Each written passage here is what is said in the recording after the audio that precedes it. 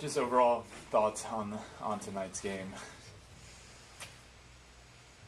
Their offense obviously played a little bit better than our offense, and that's the difference in the football game. I mean, if you look at it and look at the battle of the two defenses and how many plays we made on defense, take that part of it as a positive. But their offense played better than our offense, and we're getting nicked up. That's a fact of where we are. But the reality of the situation, we have the ball first and goal and 2, and we come away with 0 points.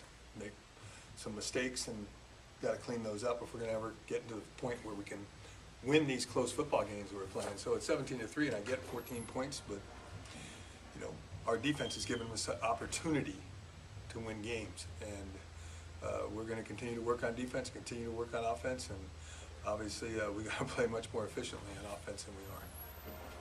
But that's the end. The end result is their offense played a little bit better. They really made 3 plays on offense. And I just talked to our team. They threw a post for a touchdown. I told Cam Dennis, NFL corners get beat to the post sometimes. How you respond to that's important. And they threw a screen that got some yards, and they had one other play. I think they got about a sweep that got like 20 yards, and those were the 2 touchdowns. Or it's a 3-3 game, and maybe we're having a different conversation because we're playing in overtime. Maybe we win. And we knew coming in that these were 2 of the better defenses in the Big Sky, regardless of our record. Defensively, we played pretty well, especially the last 3 or 4 weeks. So it's extremely disheartening to our players. It's disheartening to us, but we profess to be a family about, beginning of the year, way back in spring football, and I think our players are stuck together, and hopefully they'll continue to stay together. Stats on Kyle Lewis. I saw he didn't come back after halftime. That was more precautionary, I believe, than anything else. What can you say about that defense? Knowing that the offense is kind of putting around a little bit, knowing that your defense is able to hold up against some really good offenses in this conference, especially again tonight. Well, I just told the defense they played a great game, but if are we capable of pitching a shutout? We might have to. That's a lot to ask of any pitcher. It's a lot to ask of any defense. But the reality of the situation is we need to play better on offense, and we're going to have to even play better on defense. And I think we're capable of it because I think we are playing very well.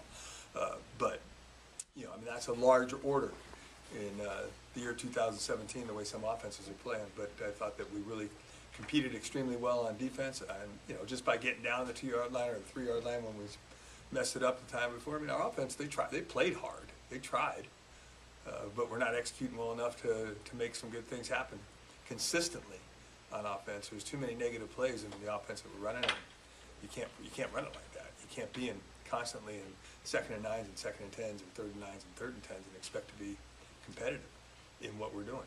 And like I said before, you get nicked up, and Khalil Jenkins is a pretty good player, Prothro is a pretty good player, and so is Kyle Lewis a pretty good player. But those are facts. Every team has to deal with injuries, and we're not dealing with it real well right now.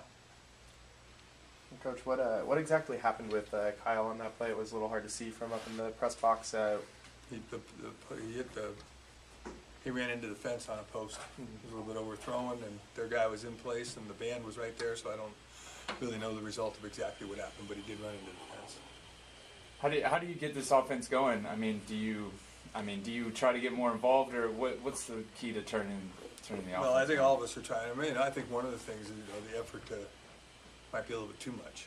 When we have to throw the football, the end result probably isn't going to be great. And I think that if you can't get the run game going, all the big plays that we've made in the past game, sometimes they disappear too, and that's kind of where we are right now. If we can't run the football and we have to throw it, I don't know how many times he got hit tonight, but I know he didn't feel extremely comfortable back there. And that's because, that's why we run what we run, is because we have to be able to run the football with some. We're not as big as most teams and all those things, and we have to be able to do some things that give us an opportunity to win. And when you get the run game going, then you can get some throws. And right now, we're not getting the run game going, so it's tough for us to make the big plays that we made in the pass game.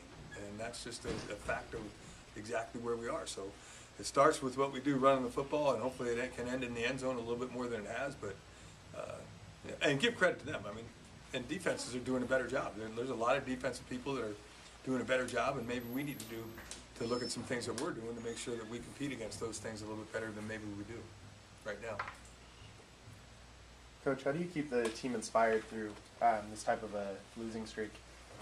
Well, I don't think it's easy, but I think we were 0-6, and I thought we played pretty hard tonight. So I count on them is what I'm going to do, and I'm going to challenge them like we have challenged them to be the people that I think they are. And if they're the people that I think they are, I think they'll come to work, and I think they'll get to work, and I think they'll give everything they have to try to win a football game and keep the Golden Horseshoe in San Luis Obispo. We've got it for 2 straight years, and we'd like to keep it a third. So we're going to go to Davis, and we're going to try to do the Davis thing in Davis and give them something to hang their hat on for this season, and that would be a great thing to bring that trophy home. And how do you how has this losing streak affected you personally? Personally, I really believe that you have to. And I preach this to our players. You got to be the man that you are, whether you win or lose. And I have a lot of faith in who I am. So dealing with it's no fun. But I think I'm a strong enough person that I can deal with it, and I think I'm a strong enough person to accept responsibility for it too. And I don't feel great about it, but I understand the buck does stop with me, and it's frustrating as heck because we've been close in a lot of football games, and I'd love to see these players win games. So how do I deal with it? I deal with it through a lot of experience of life and understand that there are a lot of bumps and bruises in life, and it's how you deal with them that's important, and I got to be able to deal with this one, and that's kind of the way I approach it. You ever been through anything like this in your career? So thanks. It's no fun. I mean, when you start way back in July, you don't see this train coming. And I think it's unfortunate that it has, but we got to respond to it and hopefully use life lessons that are out there about fighting your way through tough times, because that is life. And that's what we're going to try to motivate our players with, is being strong and being tough and staying together. Feeling it out there tonight. Yeah, a couple nice punts and a career long. Just overall, I know it comes at a tough time in a loss, but just overall, talk about your game tonight. Yeah, I mean, whether or not it's a win or a loss, I mean, for kickers, we're always just trying to give our team either the best field position or try to put points up on the board. I like to think like we're the ultimate team players, because like we don't really do it for glory or anything. We're just trying to help our team out one way or another. Pinned him deep a couple of times. I think it was 4 punts that you had, pinning him inside their own 20-yard line.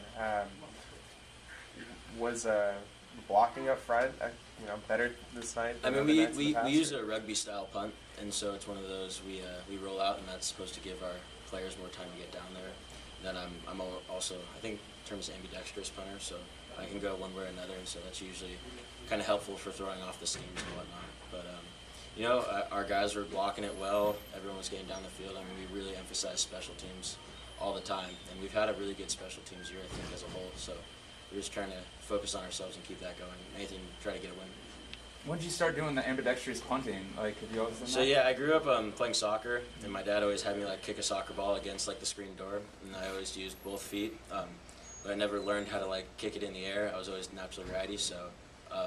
As time went on, I just became dominant lefty on the ground and punting righty, and then in junior college they wanted me to try both ways, and it kind of worked and it stuck, and that's one reason why they got me here, because they like that. Yeah, that's interesting. I haven't seen. I mean, do you know of any other kickers out there that do that? I think I heard of one guy like a while ago, but I haven't really seen any. So yeah, it's kind of a weird, quirky thing, but it works. And then just taking punting and kicking, the field goal kicking, what was that like on that kick, that long kick? In all honesty, I didn't even feel like I hit it that well. I got a lot of ground on it, but I mean, we have great long snappers, holders, protection, everything up there. So, I just kind of like try to keep my eyes, swing hard, and hope, trust my form, and it went in. So that was exciting. If there's been one real consistent on offense this year, it's probably been your leg. Thank you. You start to take some pride in that, knowing that if they can get you into field goal range, I mean, you can almost always put up 3 points. Absolutely. I mean, I definitely think like kicking is such a confidence-oriented thing, and it's one of those you kind of have to almost like lie to yourself. Like, sometimes you're maybe not gonna hit, like, don't miss this, but if you kind of go out there with just like, what happens happens. I trust my form. Like I've been doing this all year. Good things usually happen.